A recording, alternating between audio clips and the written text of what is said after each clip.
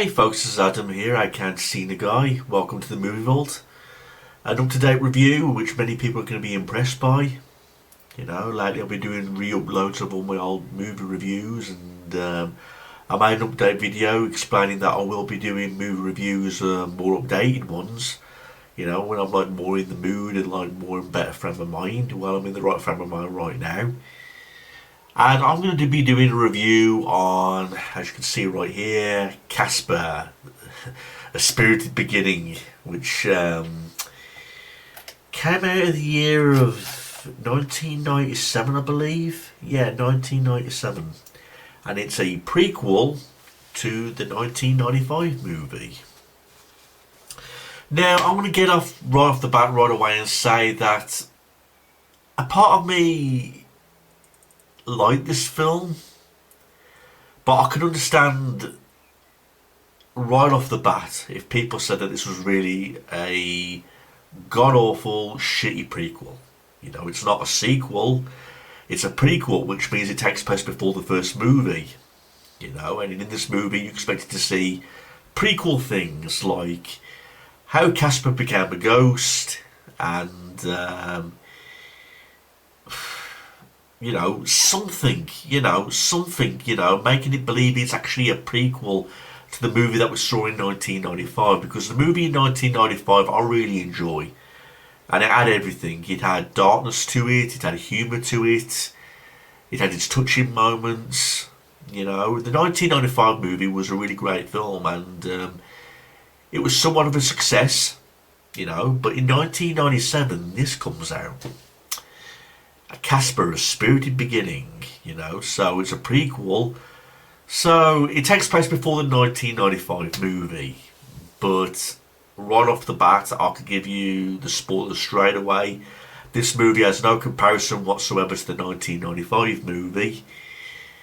None of the characters from the 1995 movie appear in this prequel. So when you see a prequel, you expect to see the characters from the movie in the movie that was leading up to the actual main movie. I mean, take Red Dragon for example with Anthony Hopkins. You know, where it takes place before the Silence of the Lambs.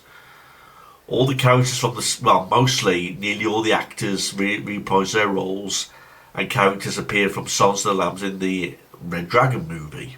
You know. So here in Casper you expect the same thing. Well, frankly that wasn't the case.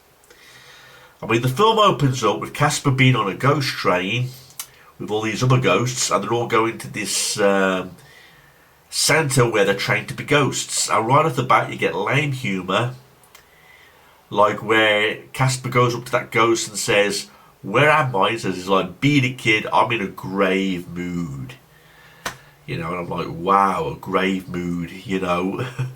What a joke to put in a movie like this, you know. You wouldn't hear anything like that in the 1995 movie. You know, so this movie does fall flat on its face when it comes to humour, in my opinion. Not just dialogue like, "I'm in a grave mood," but think of all the other things that were trying to be funny but wasn't necessarily funny, like when Stinky, Stretch and Fatso are green and they hide in the mansion and they go, "Ball, doze, you know, and Fatso accidentally farting on Stretch, Stinky sneezing snot all over the crowd, all those protesters, you know, outside the mansion.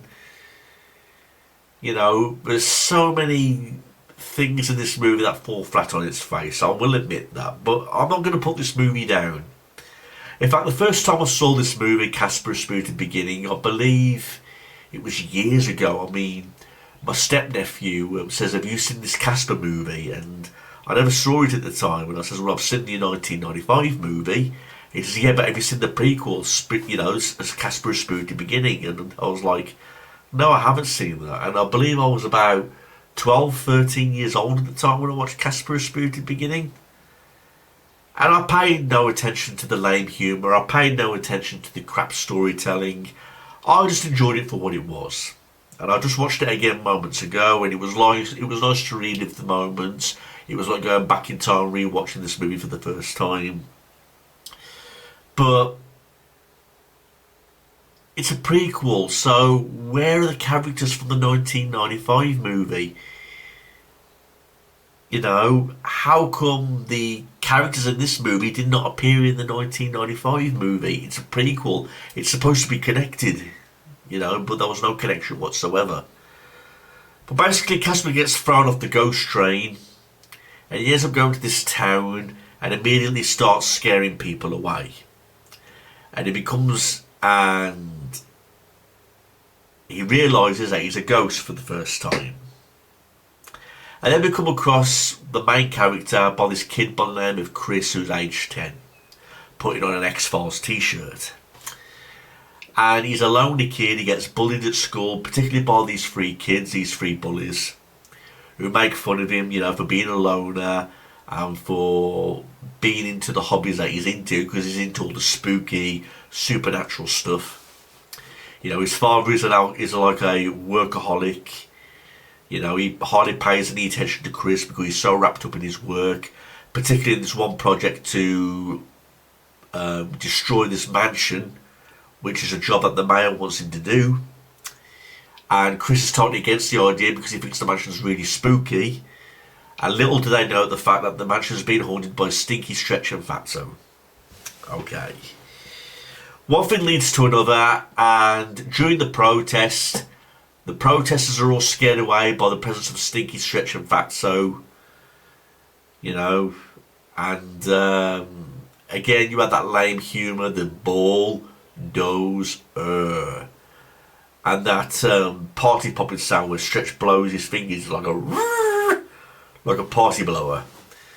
And you had some more cheap humour of Stinky blowing snot all over the crowd.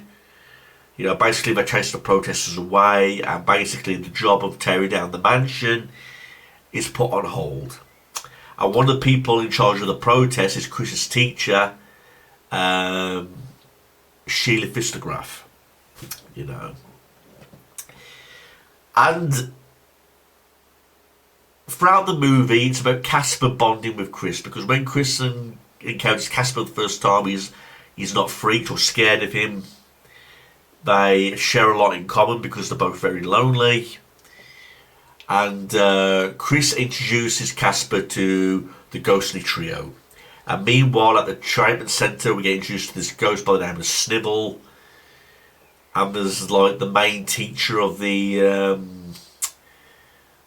fucking, what you call it, the treatment centre, who's green, you know, this big large green ghost.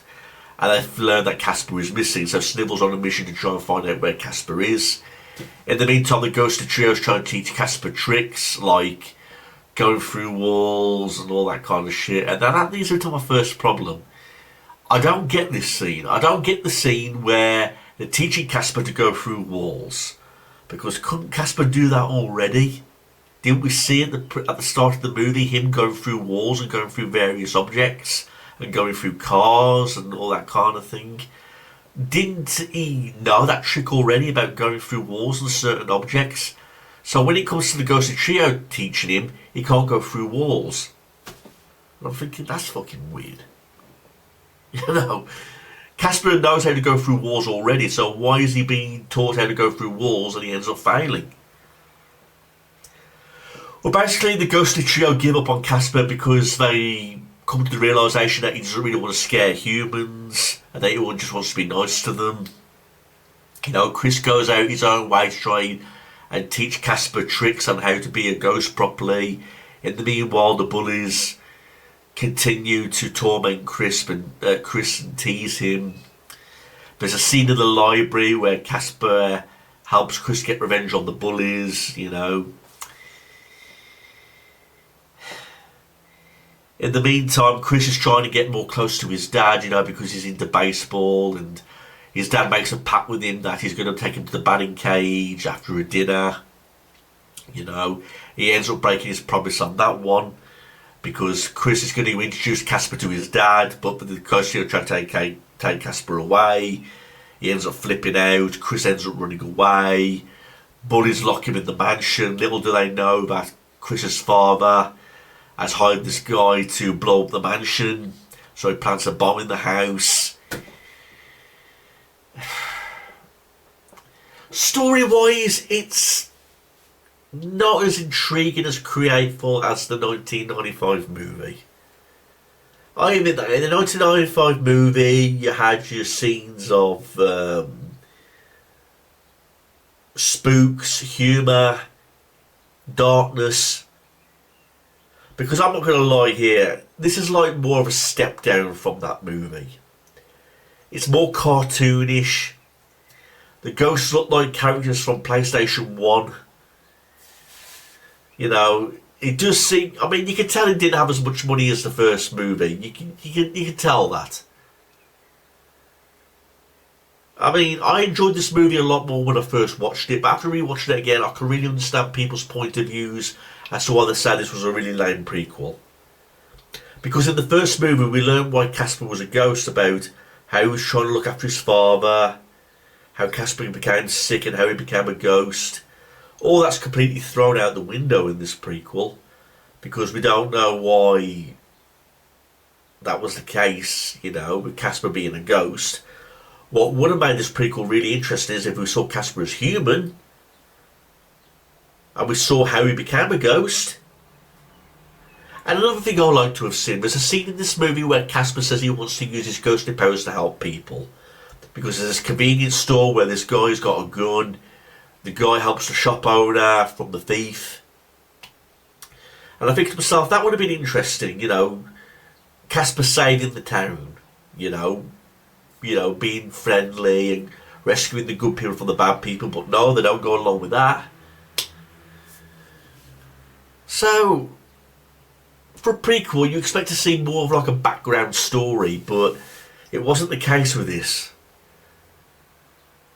I mean, when Snibble and the main teacher get hold of Chris, Casper swallows the bomb, and and he explodes, doing all these motions, and they're like, where did you learn to do that? Casper sticks up for the ghostly trio saying, they taught me. And then they say that Casper is their nephew, that they're his uncles.